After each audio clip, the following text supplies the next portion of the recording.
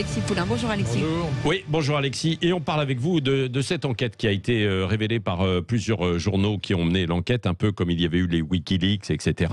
Là, c'est OpenLux et la fiscalité française.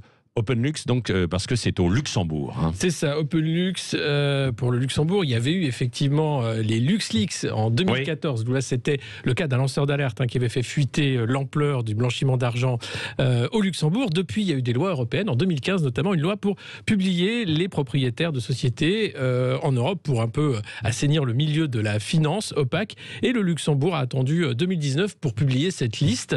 Alors il faut savoir que d'habitude, au Luxembourg, il y avait environ 6500 suppressions d'entreprises par an depuis 2010. Oui. Et à la publication de ce registre, en 2019, en 2020, il y a eu 24 863 suppressions d'entreprises. Donc les gens se sont vite dit, oulala, il faudrait quand même cacher qui on est. Alors, 3 millions de documents qui ont été effectivement vus par Le Monde et 16 médias partenaires, 150 000 compagnies, on parle de 6 500 milliards d'actifs qui sont au Luxembourg planqués à partir de 2018-2020. C'est un aimant, en fait, le Luxembourg, un petit paradis fiscal de plus de 2586 km². Et on retrouve le monde entier, Tiger Woods, Shakira, la famille Hermès, 37 des 50 plus grandes fortunes françaises, tout le CAC 40, LVMH, Kering, KFC, Amazon, la BNP qui abrite 28% de ses filiales dans les paradis fiscaux. Eh bien, 77% d'entre elles sont aux Pays-Bas et au Luxembourg.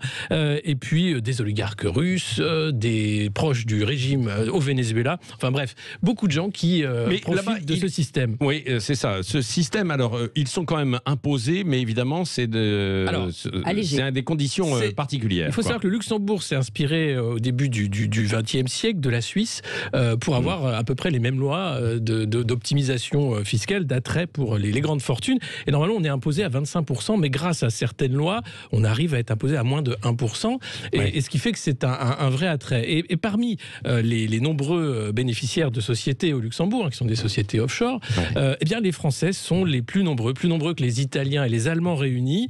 On parle de 15 000 Français qui détiennent environ 100 milliards d'actifs au Luxembourg. C'est 4% du PIB français.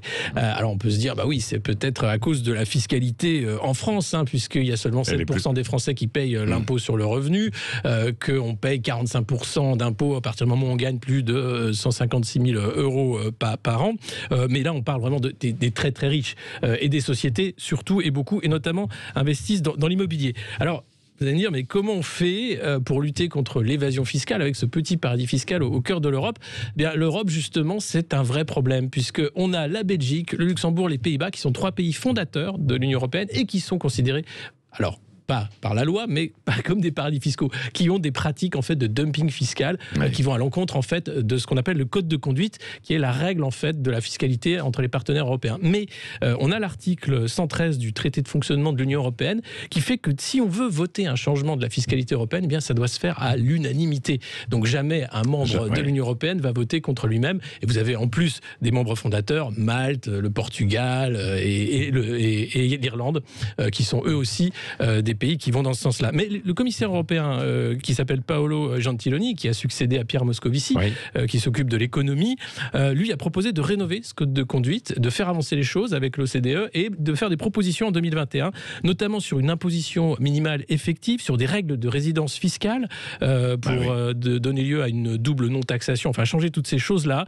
Reste à voir s'il pourra le faire. Ce qu'il faut savoir, c'est qu'une étude qui avait été commandée par des députés européens en 2019, fait par Richard Murphy, professeur à l'Université d'économie de Londres, estimait à 824 milliards d'euros la perte annuelle en recettes fiscales pour les États membres. Pour la France, c'est environ 118 milliards d'euros. Oui, on laisse ça en l'état, quoi. Et pourtant, ça fait des années que ça existe. On en reparlera peut-être. Et si vous voulez réagir à cette chronique d'Alexis Poulain, eh bien, vous nous appelez tout à l'heure à 9h moins le quart dans le petit déjeuner de l'actualité. Beaucoup d'autres sujets sur la table, et puisqu'on parlait de blanchiment.